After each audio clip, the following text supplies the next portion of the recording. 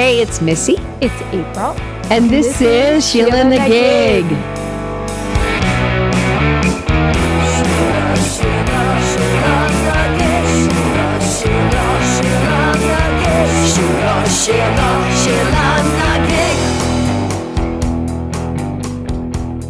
Hey, everybody. Welcome. Thank you for listening. Thanks for being with us today. Yeah, we're always delighted that you join us. And it's good to see you, April. Good to see you. It feels like it's been a while. I know. It's been weird lately. We've got a lot going on. Juggling a lot of different things. Yeah. We're just lifing. We're lifing. Yeah. But each week, of course, we explore, we present our own SheelaNaGig. And to us, that is a woman whose strength and perseverance has led her to greatness, empowers us, inspires us. Somebody that we want to share with you, we want you to know about. It could be somebody you already know about that we are trying to just bring some more light to, or it could be somebody that you don't know about. And we certainly want you to know about them. Yes, we do. Yeah. So, April, what have you been up to? I know we just talked about Thanksgiving a little bit. We both had Thanksgiving. Yes, we just got through Thanksgiving, and I think I shared that I am an empty nester. Both children are one's living in the country in Northern California, and one's living in the city in Jersey and New York. So who came home for Thanksgiving? You went to your sisters? Nobody. You went to your sisters. When I say nobody, I meant neither kid. Yeah. And it was different. When they went away to college, we thought we were empty nesters, but it turns out that was just dress rehearsal. Yeah. This time they packed up the big things, and I'm not sure if they're coming back. That's a little hard for sure. It's a little tough. Yeah. My son wants his cat. Okay. Oh, really? that means he wants his cat. Yeah. I get it. Yeah. We went to grandma's out in the country near the Central Valley in California where all the orchards are, which is really lovely this time of year. There's actually some color out there as the trees turn colors and feels like fall. And we went to the big Christmas tree lighting in the small town. And oh, how lovely. It's kind of fun. These like little traditions. And I cooked for a couple days and did some baking. I heard you cooked a little. Yeah, I did. You cooked a lot. She made a ton of stuff. What'd you cook? Well, I am a vegetarian. My son is a vegetarian. So we got my 91-year-old mother-in-law, Jan Flan. Some of you have met Jan Flan on our reel. We did a reel with Jan Flan a while back, but she's amazing and she's very self-sufficient. But I said this year, don't do a turkey, you got two vegetarians, just get something from Whole Foods. She got a little turkey breast from Whole Foods. And then I made all the side dishes and I made them all vegetarian. So I made my famous mushroom gravy, which I think my mushroom gravy is really good. And stuffing. I made acorn squash. I made this thing called the 1 hour salad, which is so freaking Midwest. It's marshmallows, cream cheese, coconut, pineapple, and maraschino cherries. It's Nolan's favorite, so I have to make it every year. I'm laughing. Okay, never mind. No, I'm not commenting. It's a little trashy. I get it. I made pumpkin bread. I made pistachio bread. What else did I make? Oh, I made my grandmother's colcannon, which is like Irish potatoes. Yeah. And I think that's all I made, but I made a lot of stuff. My husband made mashed potatoes. Yeah. And I made sweet potatoes, and that was it. I feel like a slug. No, gosh, it's kind of nice for me to get in that mode to go there and just kind of focus on nothing but cooking and baking, which I really enjoy, but I don't really get time to do it on a regular basis. Yeah. So it's nice to kind of just be somewhere where I can just be doing it and, drinking a little wine as I go and listening to some Christmas music. And fun. Yeah. And then, of course, I made everybody watch Meet Me in St. Louis with Judy Garland, which is a good movie to start out the holiday seasoning. Yeah. Oh, that Margaret O'Brien. She's such a little freak. I love that she's such a little freak in that movie. So just the things she says are so unexpected and inappropriate. They're moving and she's like, I guess I got to go dig up all my dolls from the cemetery. Yeah. I was... She's a little Missy in the making. She's a little freaky, and I love her. I love Margaret O'Brien in that role. She's so good. But anyway, I'm excited today because last time we talked about Maggie Lena Walker. Maggie Lena Walker. Yes. Yes.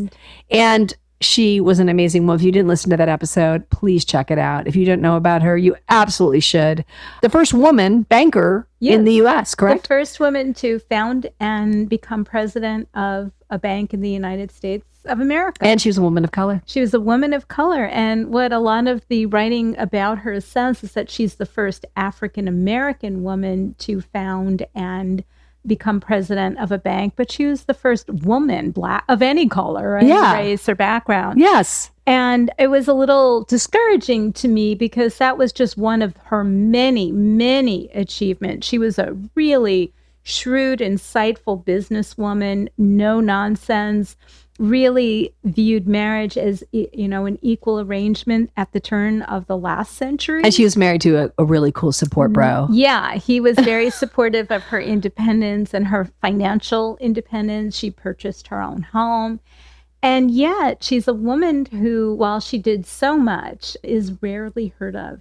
Yeah. And it was interesting because I was actually starting to research today's podcast, which is the Women's Bank of Denver. Which I've heard of. Yeah. I thought that was the first woman-founded, woman-ran bank for women. I thought so too. And until last week's episode. Until last week, until a few weeks ago when I started researching for this, and I discovered Maggie Walker. And I was sort of appalled that we didn't know more about her, that she isn't talked about in all corners of the earth, Yeah.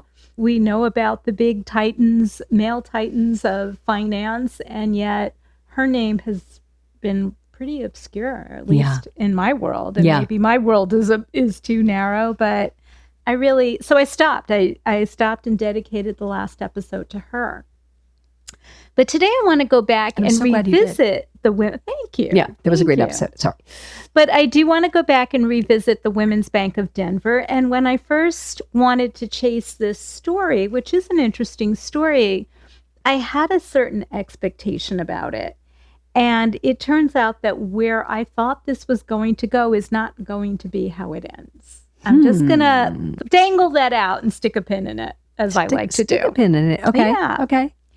So when the Equal Credit Opportunity Act was passed in 1974, and Missy, you and I did an episode about things women couldn't do until the 70s. We sure did. It included women not being able to own their own bank accounts or secure credit without male assistance. The Equal Credit Opportunity Act was meant to level the playing field for women when it came to banking and finance. The caveat was that most women were completely unaware of the law's existence. There was absolutely no or very limited public awareness campaigns, and just this persistent doggedness in discriminatory banking processes despite this new law. Also, there was just sort of this cultural idea that women weren't qualified for independent credit, and so it made it impossible for women to secure loans if they were going to start a business, if they were head of households, or even if they're married women and just want their own independent credit. So ridiculous. Come on. I know. Before 1974, women actually did have access to banking services. In fact, after the 19th Amendment was ratified in 1920, banks began deliberately advertising more directly to women because they realized that women were the major consumers of households. Yes, totally. So banks started even courting women customers. However, they courted them to have joint checking accounts with their husbands, or have credit cards in their husband's name, or have a male relative or male friend somehow secure female credit. So while they were pandering to women and inviting women's business, women weren't able to actually conduct banking without the assistance of men. This practice also did extend to minority males. And financial industry services were basically led at the time by, guess who? White men. Women were allowed to work in banks and did work in banks in low-paying jobs like receptionist, secretary, and bank tellers. So even after the passage of ECOA, bankers often told women that they needed male figures like dads and husbands, brothers, grandfathers, uncle, any guy you can pick up off the street to co-sign for their loans. And the discrimination practice was so deeply embedded into our financial system that many women just assumed they couldn't qualify for credit on their own. So 8 women decided they were going to do something about that, and they all happened to live in Denver, Colorado. The women were Carol Green, Judy Wagner, Lorraine Oleron, Gail Schoetler, Wendy Davis, Joy Burns, Beverly Martinez, and Edna Mosley. These women put up $1,000 of their own money to help open the Women's Bank of Denver. Aside from those 8 founding women, one support bro, as we like to say, Michael Feinstein was also a founding member, and he helped secure the National Bank Charter for Women's Bank of Denver. He was also part of the group known as the Women's Association, which was formed in 1975 to raise the necessary capital to open the bank, because $8,000 of the women plus good old Michael Feinstein, $9,000 just wasn't going to cut it. Gotcha. Their mission was clear. They wanted to create a first ever bank, and it wasn't the first ever, but they wanted to create a bank by women and for women. Nice. But even in that bold and clear mission, they weren't acknowledging the achievements of Maggie Lena Walker. Oh. And that just has a little rub to it. Yeah. Because they weren't the first. No, they weren't the first. But there is some interesting things and notable things about these 8 women opening this bank. On July 14th, 1978, the Women's Bank opened, and it was housed in the Equitable Building, which was located in the heart of downtown Denver, Colorado. So it was in a very prominent, business-oriented, respected location. Cool. And that first day, the line to get into the bank and open up an account stretched down the block. By closing time, more than $1 million had been deposited in the bank. Oh, that's so cool. And I don't want to take away from them, like when I said that, they weren't the first, because what they did was still really incredible and really awesome. I just want to point that out. Yeah, and I agree with you. There is that rub that, wait a minute, let's not forget Maggie Walker. Yeah. So by 1982, the Women's Bank of Denver had $20 million in deposits and a low loan portfolio delinquency rate, an impressive 1% rate of delinquencies compared to the national average of 2.5%. Wow. Now, and it was all for women? Okay, that's really interesting and funny that you ask that, because the bank's numbers of serving men increased to 40% of its customer base within the year. So it started out just being for women, and then men joined too, or what? No, how did that work? The vision of the bank was that they were happy to serve men. Men were welcome to open accounts and bank with them, but that this bank was specifically created to help women through a lot by not necessarily discriminating and putting roadblocks to them obtaining credit or accounts. They also, and if you were a man, like, you didn't get the same interest as well. I'm just kidding. I'm kidding. But that's kind of like something that would happen. You'd hear about, yes, there was a bank and men and women could both join that bank.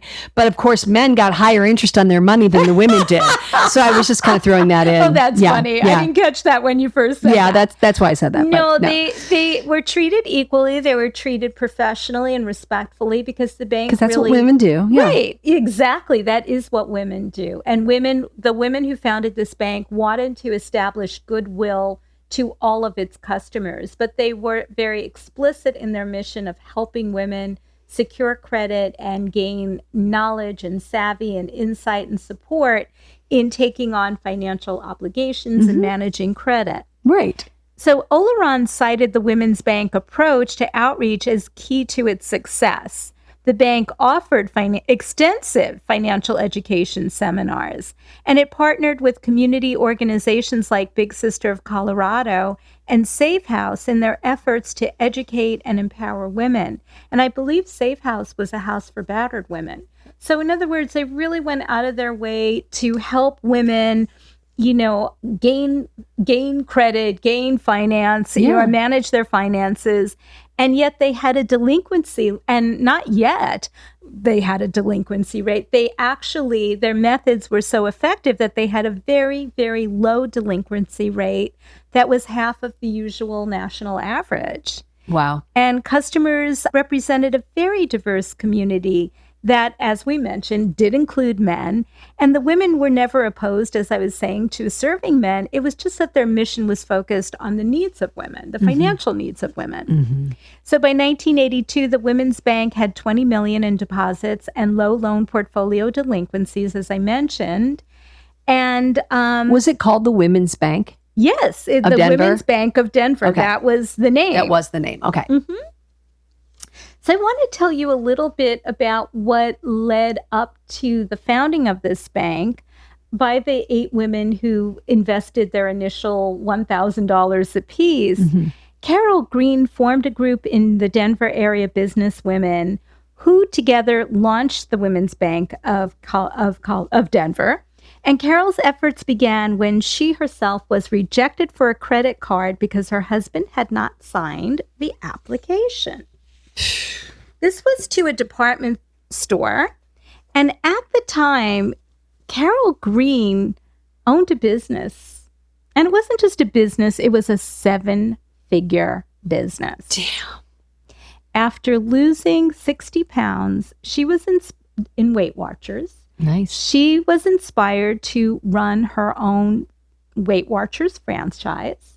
And she was so effective at it that she eventually had a chain of Weight Watchers locations. Good for her. And she was extremely successful doing it. So when she got turned down for credit, it was like a slap in the face. Absolutely. It was like, you're not even looking at who I am, right? Or what I've proven. That makes no sense. So when Carol formed a group of Denver area businesswomen who together launched what did become the Women's Bank of Denver, she said, our goal wasn't to revolutionize the banking system, nor did we want to eliminate men. We just wanted equal opportunity.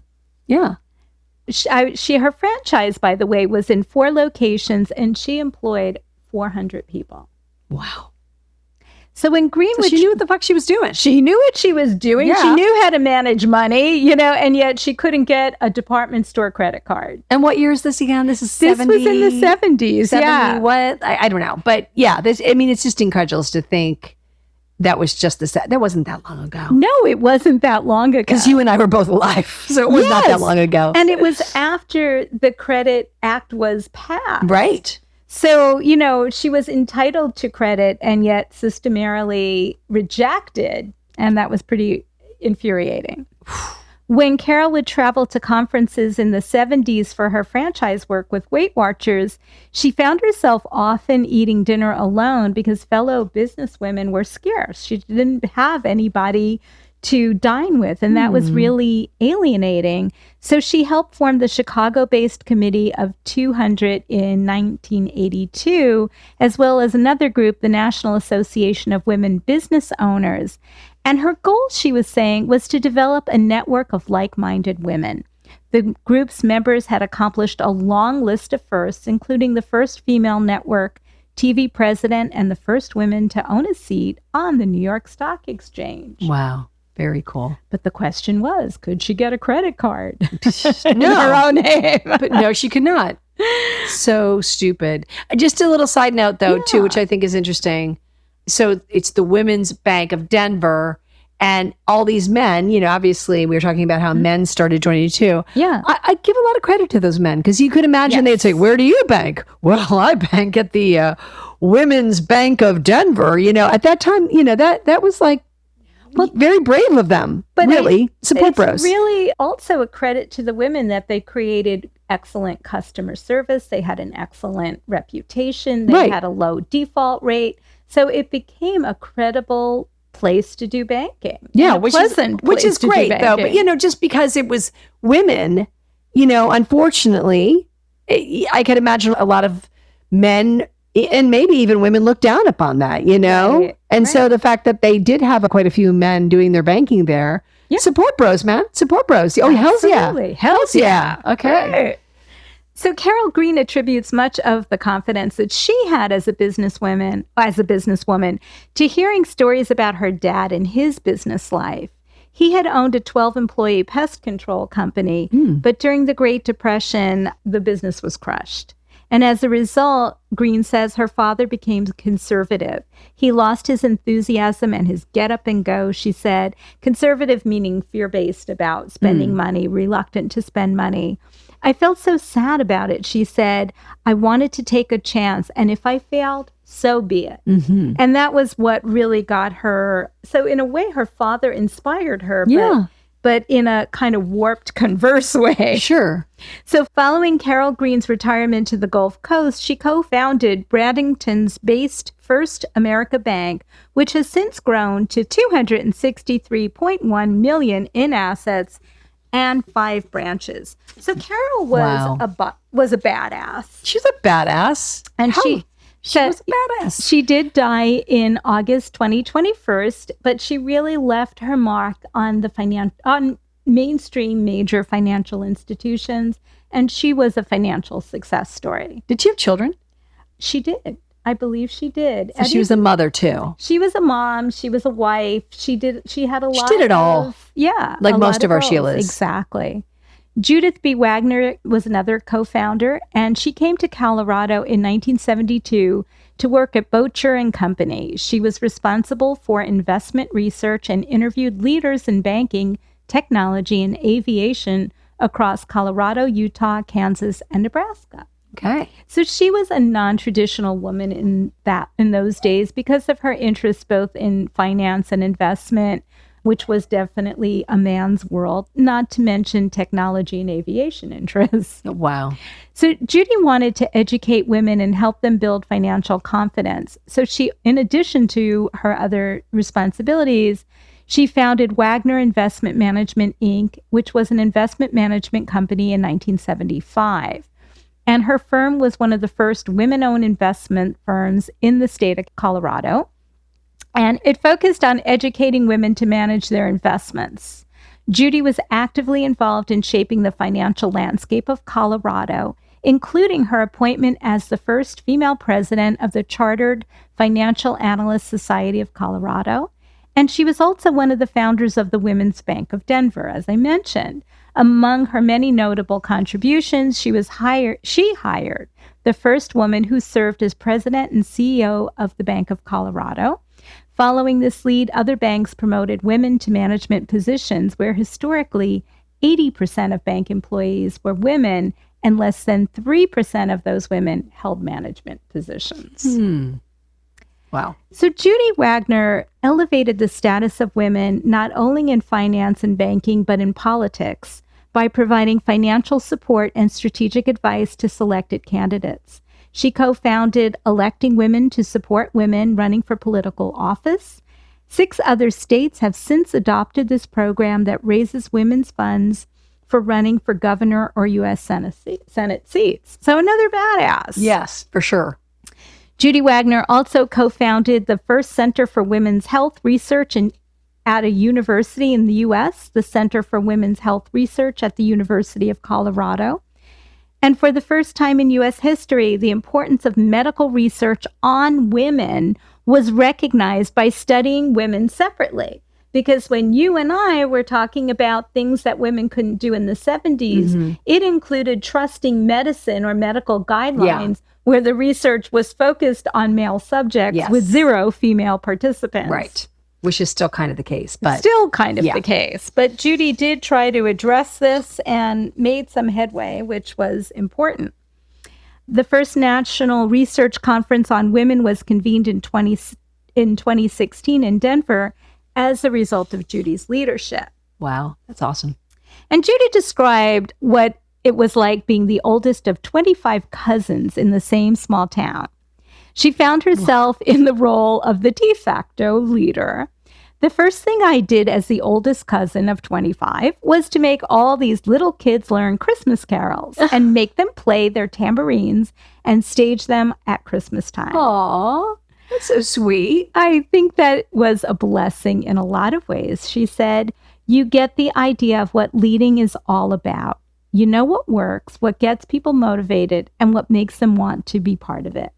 And the reason why I wanted to share that particular story, which had nothing to do with banking or medical research. But it's so sweet. I love that you shared that part of this. It's such a typical female leadership story. Right. It began in play. It began with children. It began with encouraging and empowering, which is such a theme of female leadership. Yeah. And when I read that, I just thought I had to add that. Absolutely. Judy describes herself as persistent, which reflects her philosophy adapted from Winston Churchill's words, never, never, never give up. Mm-hmm. Lorraine Oleron was the first president and chief executive officer of the Women's Bank in Denver.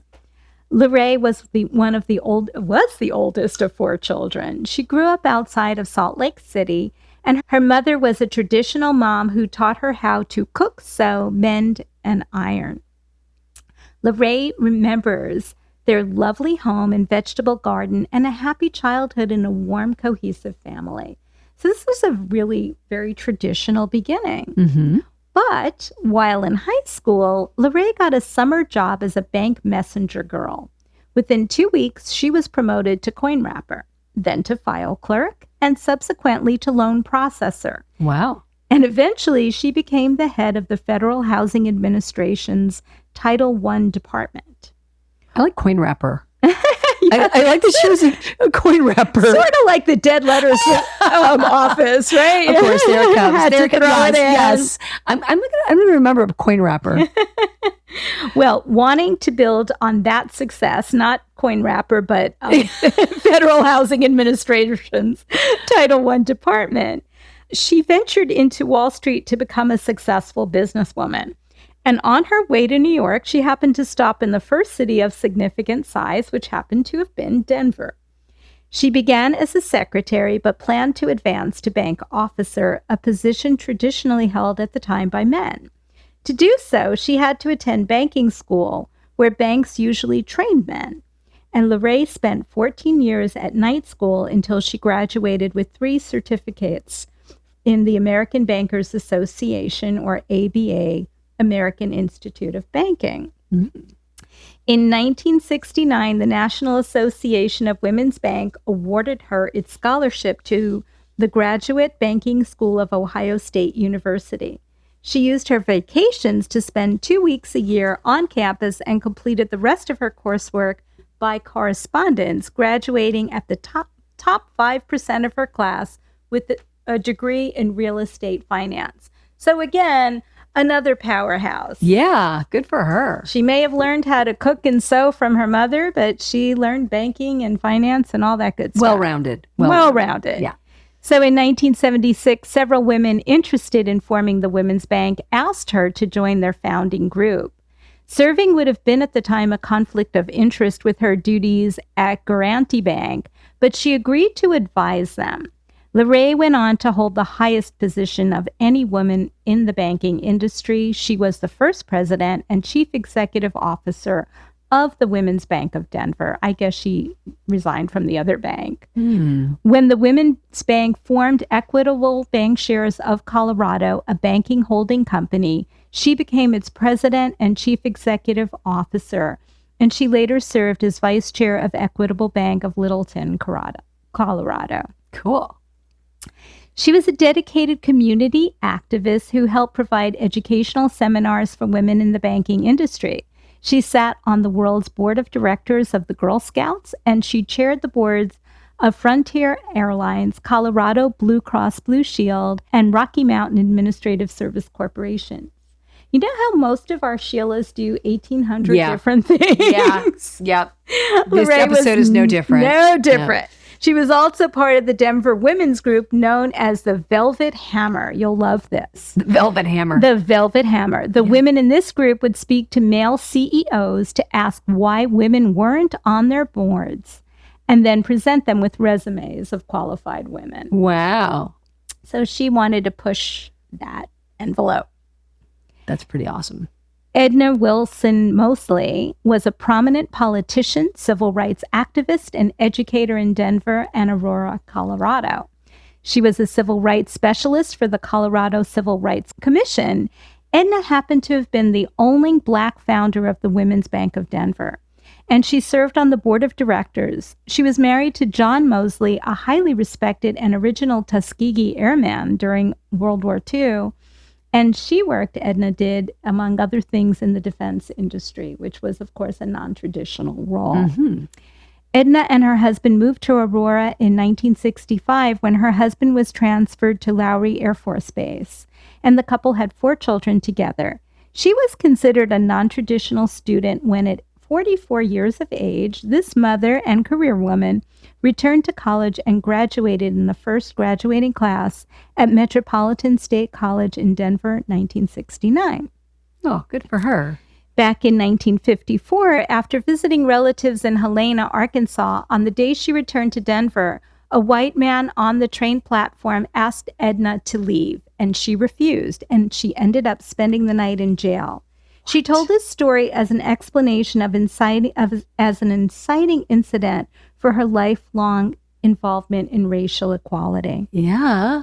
From 1969 to 1970, Edna worked in the Colorado Civil Rights Commission as a civil rights specialist and as the community relationships coordinator from 1970 to 1974. Then she worked for the Colorado State Department of Personnel as the Assistant State Affirmative Action Coordinator until 1978 and subsequently joined the University of Denver as its Affirmative Action Director.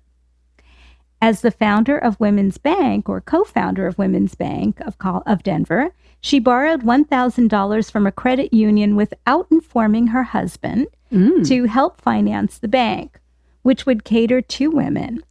It was uncommon for a woman to hold bank accounts without their husband's permission, as we have discussed, and Edna wanted to improve access and opportunities for women. Again, at that time, she was the only African-American woman or person within that organizational team. Wow. Edna was an active member of the Colorado community, and she was a member of numerous organizations.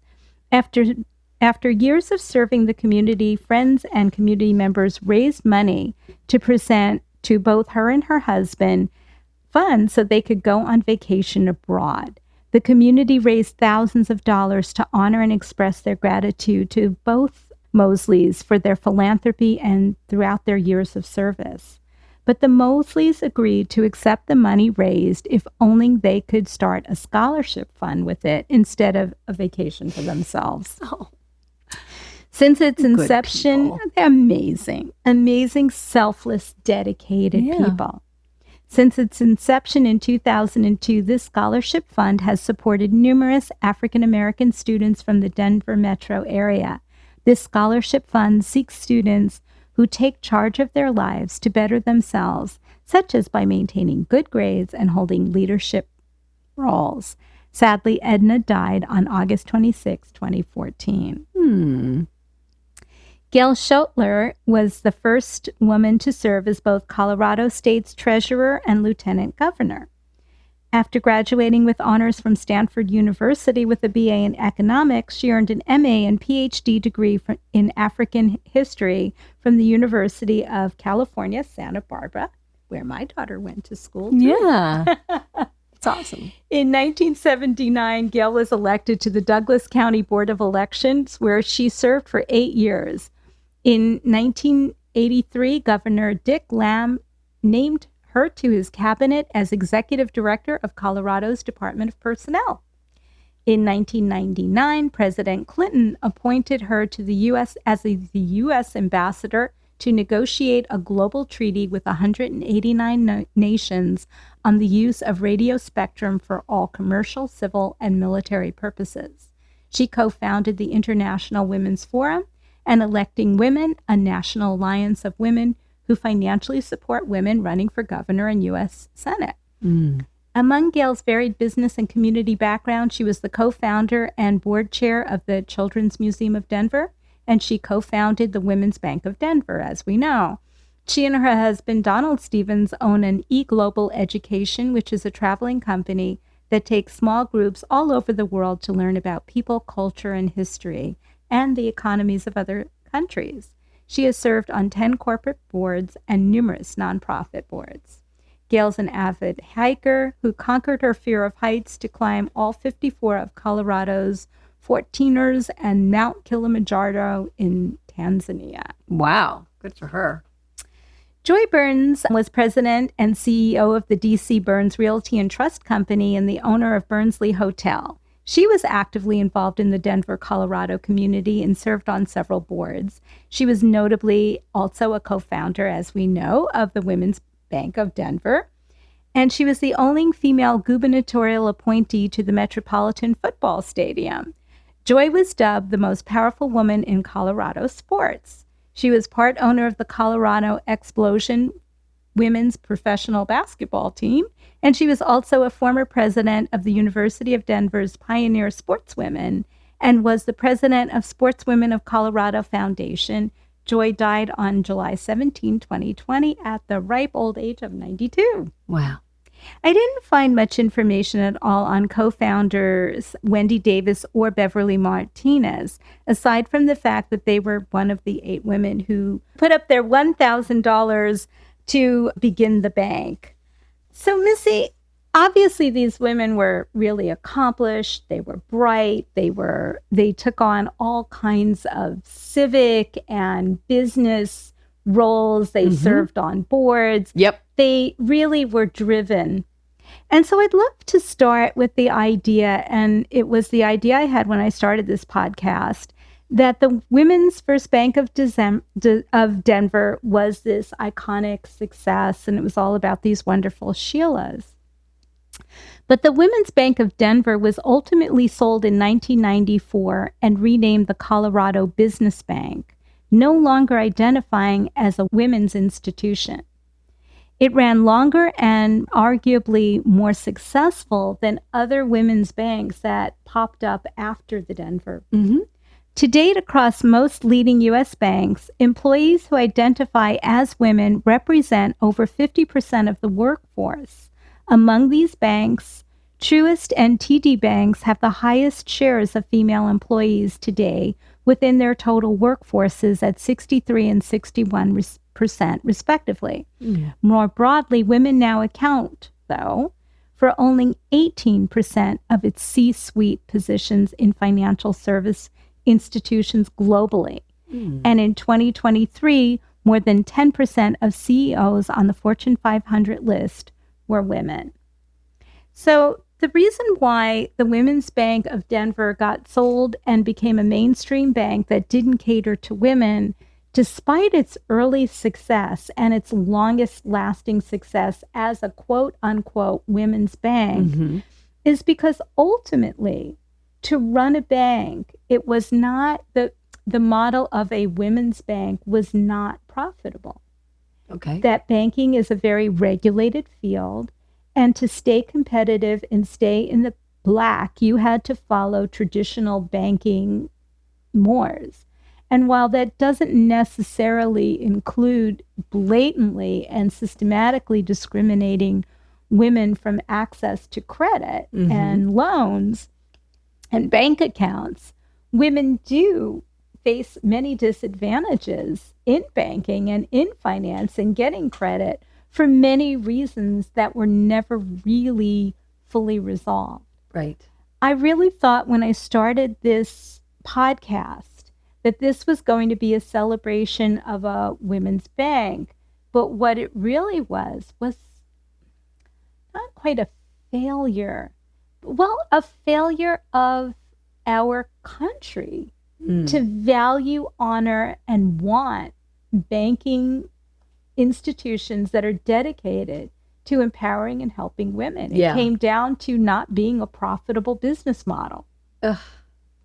So while these women were powerhouses, they did a lot to help women advance in banking roles.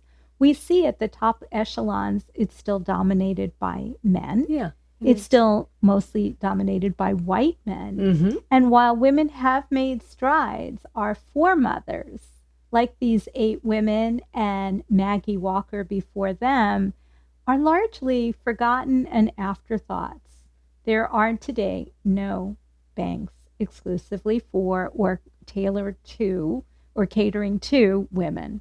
That sucks. Yeah. I didn't want to end on a negative note, but that's the story. I mean, it kind of seems like a no-brainer. Like, although, sometimes people don't want to be defined by their sex. They just want to be defined by the fact that they're really good at what they do. You know what I mean? Yes. Like, yeah, sure. And I get that too, but it doesn't sound like that's the case here. It just sounds like it wasn't profitable. Yeah. And so that just kind of went out of fashion. And right? Maggie Lena's Walker's Bank was also merged and sold into a mainstream bank where she catered both to women, especially African-American women, and the African-American community. And so I should note here that banks that cater to specifically to the African-American community also wasn't very a strong, viable business, sustainable business model. Right. Maybe we should open a bank, April. I don't want to along with our documentary company. Oh, yes. We should start April and Missy's Bank for women. Because you and I don't do enough as it is. because I am so good with money. Because I know so much I'm such a numbers kind of gal. Not. I wish I was a numbers gal. But that is the point. A lot of women either don't consider themselves savvy with finances or just so many people have financial issues and hangups that institutions that help empower and educate people like women and minorities to feel and to be more prepared, more emboldened, more supported. You would think that was a stronger need. But these banks, you would think. My mother-in-law, again, I think I've talked about this before, but she was a music teacher and her husband was an engineer, and they had an opportunity to buy a upholstery shop from a family member. Mm-hmm. And they were like, fuck it, let's buy an upholstery shop. They were tired of working for the man. And they turned it into the most profitable upholstery shop you can imagine. Mm-hmm. They did very well for themselves, but she handled all the money. As many women do. And they've done they did very well. They invested well. They did. And I remember my brother saying something like, wow, Tom must have really invested well. They must. And I said, no, Tom had nothing to do with the money. It was all Jan. I love it. And she's still my go-to person. When I have a question about money, she's always very savvy. Like she's always a good source for that. Like, what should I do here? What, she's great. She's great for that. Yeah. Well, I'm glad you shared them with us. I'm glad you shared, because I have heard of the Women's Bank of Denver. Yes, the Women's Bank of Denver before, but I didn't know very much about it. I just thought it was the first women's bank, which we learned it wasn't necessarily. Was it? But kudos to these women. Certainly, they did an amazing thing. Yes, and you just kind of wish that this would happen again. Yes, we wish that it would happen again. We wish that there were more resources and more focus on helping to empower and educate women in finance and access to credit. There are, I think, special interest groups and more women's groups today. Of course, today women can get their own credit cards and loans in their own name. Thankfully. And mortgages. So we have made strides, but I'd love to see that we made more strides and that more women were leading banks and presidents of banks. Right. Part of the C-suite. Yeah. Definitely. This is important. I'm glad that you shared this with us. It was an important episode for sure. It was a rabbit hole where I didn't expect to find what I found, both in terms of Maggie Lena Walker, you didn't even know about her, and also recognizing that the women bank model was not a sustainable banking model. Right. But it's interesting. Part of our history. Absolutely. Part of our Sheelas. Yeah, definitely. I have a little side note. I met the Sheela this weekend. Yes. It's a little interesting story. Well, I think I told you I had to take my mother-in-law to the hospital. Yes. On Saturday. We were up in Central California, a lot of orchards, a lot of very small towns. We're driving along, and I am a sucker for like a dilapidated sign building. You know me. Mm-hmm. And I see the sign, and it says, Minkler Cash Store. I look at my mother, what's the Minkler cash store? She's like, oh, Minkler is just the smallest town you can imagine. And they have a cash store there, a little general store. What do you mean? You can only use cash? Well, I don't know. I've never really been there. And then I quickly, where are you going? I said, I'm going to the Minkler cash store. So, I see it, and it looks like it hasn't changed since like 1954, Oh my gosh. And I drive up and I said to her, well, what's in there? She's like, well, I don't know. Again, I've never been inside. I said, well, Jan, I'm sorry, but first of all, I have to take a picture. Second of all, I'm probably going to have to go inside. She's like, of course you are. So I parked the car. I was like, sure, you don't want to come with me? No. So I go in and I took some pictures. In fact, maybe I should post them. Yep. Yeah. So the woman owning, it was open like a very long time ago by the Minkler family. And so they were this, family that opened the store back in the day. And then her family, this woman's family, bought it in the 70s. Her mom bought it. And now she's taken over and she's in her 70s now. And it was her birthday that day. So I was very excited. But I walked in. First of all, there's you walk into the left and the little bell rings and there's a soda fountain that's now a bar. So it's like a bar in the middle of a store. And and the bell rings, they all kind of look at me, these three women. And I was like, oh, hello. And I walk in and it's just stuff like antiques and books. But then there's like a little cake mix and a little Jell-O mix and maybe like one thing of laundry detergent. And then there's a whole wall of nails and screws that are all 66 cents with the original price tag. And I swear to God, from like 1972, an entire wall. Gosh. And then in the middle of the store, there's a piano. Of course. A piano. And then they said, oh, well, you got to come back. We serve cold beer all day long. You can sit. And I said, I am coming back. I am coming back with my husband. That's so funny. And we're going to have a cold beer here at the soda fountain here. But I thought it was very cool that her mom had bought it in the 70s. This woman took over. And now she runs it. It's the only game in town. I think it's a population of like 800 and something. Wow. So it's a very small town. But now she runs it. So I got a little picture of her. And I mean, it was just fascinating, the whole thing. And I thought we should go back to Minkler and just do a little special episode on her in Minkler. And I think I'm going to post a little bit about Minkler, California for you guys. I guess they had, sadly, there was a shooting there several years ago in the RV park. An RV park across the street from the store, and the two police came and the guy inside the RV ended up shooting them. And it was very sad. And so now Minkler's kind of known for that, where two policemen got killed.